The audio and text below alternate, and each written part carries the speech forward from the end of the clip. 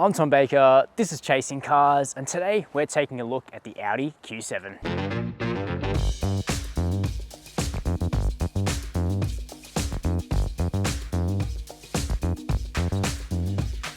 This is the facelifted version of the second generation Audi Q7. Now, last year we took a look at the new 2021 facelift in 50 TDI V6 diesel form. And the second generation Q7 has been diesel only up until right now, because this Navara blue example next to me is the new edition, the 55 TFSI petrol. Now this system pairs a 3-litre turbocharged V6 petrol with a 48-volt mild hybrid system to create the most refined option that you can buy in the Q7 lineup.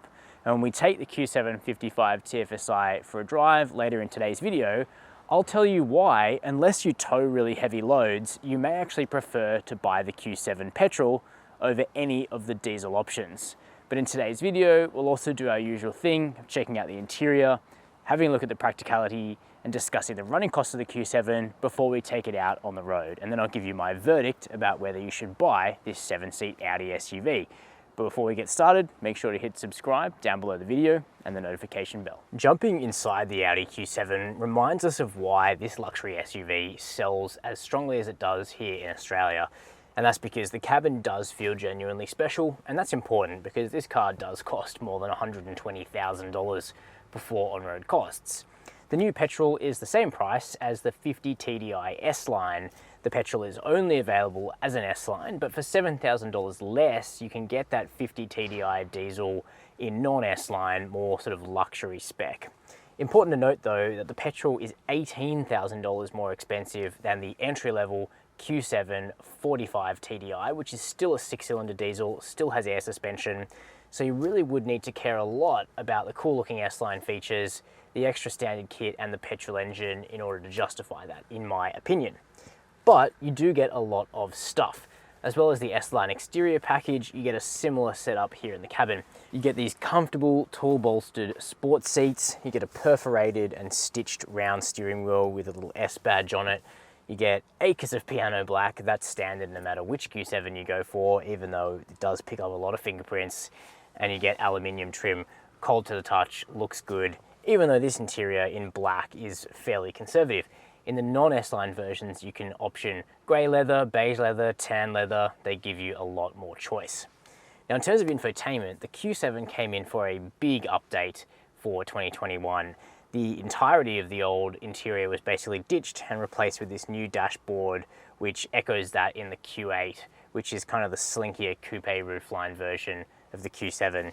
So we have these two touchscreens here, big 12-inch one up here, slightly smaller screen down below with the climate functions and a trackpad for you to write in letters for the navigation system. But you know, even though they are touch-based, the targets are big, they're snappy, the processing power behind them is good.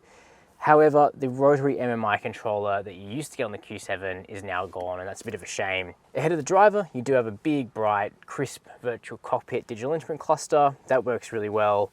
And while this is a big car, practicality perhaps isn't quite as good in the Q7 as some other large SUVs. You get some cup holders here, you get a really shallow box between the seats with wireless smartphone charging, you get decent sized door bins, but up front, that's about it. There's not all that much space to store everyday clutter, and that means that you sort of end up filling up these cup holders with stuff rather than actual cups. But all in all, it is well made, lots of soft materials, feels good in the hand. It's a comfortable place to spend time. Let's check out the back seat. Here in the second row of the Q7, it is very comfortable, and there are plenty of amenities, from the old school, like the ashtrays in the doors, to the new school with 2 separate temperature and fan zones back here to keep everybody happy. But in terms of space, it's also just generous. For myself at 6 foot, headroom is really good despite this car being fitted with a panoramic sunroof. That's standard at this level of the range. You do have to pay more for it on lower end cars. Legroom's good, tow room's really good, despite my own driving position being really quite low.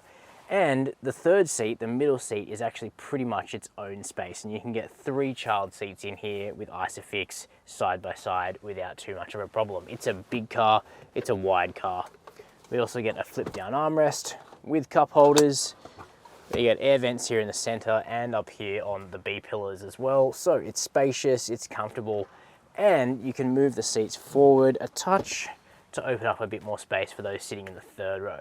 And I'll overlay some footage here of me jumping back there so you can see how spacious it is for adults sitting in the 6th and 7th seats of the Audi Q7.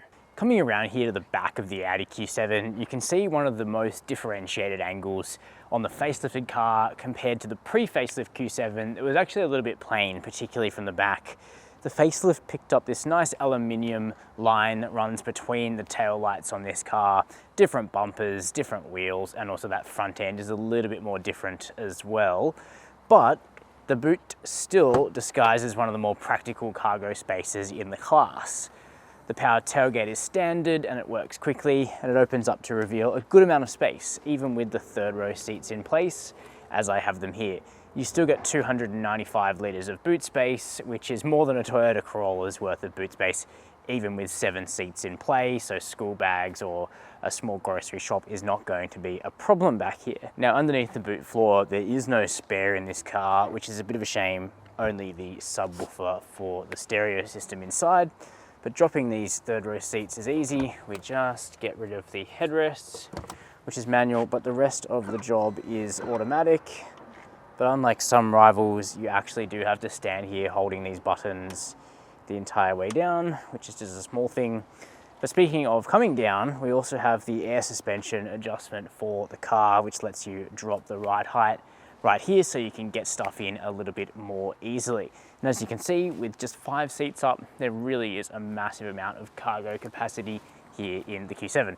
Then we can drop down the back door, we can lock the car, or we can jump in, which we're going to do just after reviewing the running costs of the vehicle. Just before we take a drive in the new petrol Q7, let's review the running costs of this large 7-seat SUV. Now, of course, a big European family car like this isn't going to be cheap to run, but there are a number of ways the running costs are kept in check. And the first one is the service plan that you can buy from Audi for this car up front when you buy it. And that's $3,410 for a 5-year pack. That covers your first 5 annual services that come up at 15,000 kilometre intervals. That works out at just under $700 per service, which is actually not bad for a big, complicated all-wheel drive vehicle like this. The next running cost is insurance, and in the last 12 months, the median budget direct customer spent $1,590 to comprehensively insure a new Audi Q7. Of course, everyone's situation is different, and your premium will vary based on factors insurers take into account, like where you live, how the car is garaged, who's driving the car, your driving history, etc. Now, fuel consumption isn't quite as strong for the petrol as it is for the diesel, but it's much more manageable than you might expect. In city driving, we managed to do about 12-13 litres per 100 Ks in the petrol, which is only slightly worse than the diesel, to be fair. And in grand touring, it worked out at about 10 litres per 100 Ks and about 8 litres per 100 Ks on the highway. So all pretty manageable, largely thanks to the 48-volt system that you also get in this car. And lastly, the warranty on the Q7 is 3 years with unlimited kilometres, which is not as good as the 5 years of coverage you get on a Mercedes GLE or GLS. So what's the petrol-powered Audi Q7 like to drive? Well, in a lot of ways, it has exactly the same positive and negative points as the rest of the Q7 lineup. And of course, that isn't a major surprise. The chassis, the suspension, the steering, all of those carry over from the familiar diesel 2nd gen Q7. This big Audi sits on the Volkswagen Group's MLB platform, the modular longitudinal kit, and effectively this is the sophisticated, more expensive companion to MQB. It's for vehicles that are based around a rear drive or longitudinal architecture, but of course the Q7 is only available with permanent all-wheel drive. But it is actually true all-wheel drive. There's always drive running to the rear wheels, and in fact, when no slip is detected, it's the majority sent to the rear and the minority to the front. But before we get to the chassis, let's talk about the engine situation, because under the bonnet, we now have a 3-litre single-turbo petrol 6-cylinder engine and a 48-volt mild hybrid system. And the system produces 250 kilowatts of power. Now that makes the 55 TFSI petrol comfortably more powerful than its diesel siblings. And remember, it is the same price as a 50 TDI S-Line. That diesel version, the 50 TDI, Also measures 3 litres in displacement. It's also a V6, it's also a single turbo, but it is of course a diesel, and it produces 210 kilowatts of power and 600 Newton meters of torque. And they compare to the base Q7, which makes 170 kilowatts and 500 Newton meters. Now, there's really sort of no wrong answer when it comes to choosing an Audi Q7 motor because they're all really good. And in fact, for most people, the base diesel will be totally sufficient because that car is really great now in 2021. Nice, strong, creamy diesel, standard air suspension, but also really small 19-inch wheels and really chunky tires, so that thing rides just beautifully. But in fact, the ride actually holds up even here in the 55 TFSI with its standard 21-inch wheels. It's still a really comfortable, well-sorted car to drive. But the main reason you'd buy the 55 TFSI over either of the diesel engines is for its refinement. And it is notably more refined than the diesels, both in terms of engine note, which of course doesn't have the agricultural edge that any diesel engine is going to have to it, but also just in terms of how it delivers its power. In the diesel Q7s, there's quite a bit of turbo lag, and when you step on it off the line, it really can take a couple of seconds to sort of breathe in and get ready to run. That effect doesn't come through with the 55 TFSI, which feels a lot more linear to me. It also doesn't just serve up its peak torque immediately sort of after idle and then kind of give up the ghost as the diesels do. A lot of people like that about the diesel Q7s. They feel totally effortless, so they just shuffle up the gears. But here in the petrol, you actually can rev it out a bit. All of its peak torque is still available very low, but it's more linear in how it accelerates off the line. It doesn't sort of shove and then give up as the diesel does.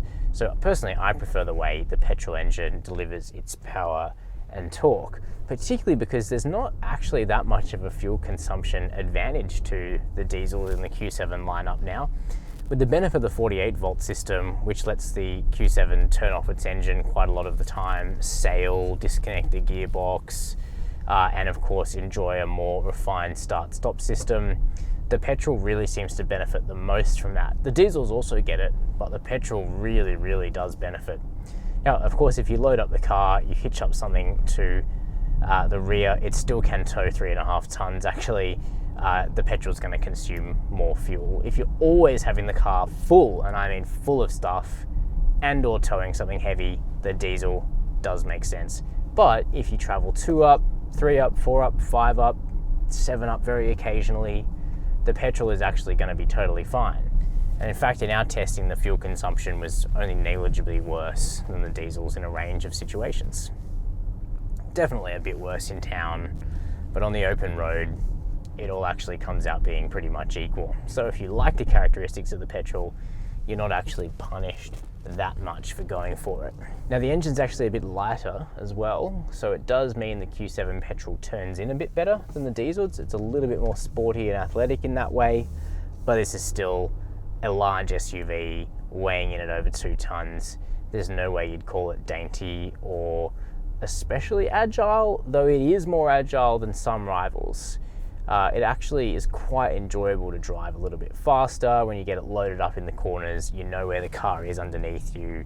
You know how much grip there is out of the Pirelli tires.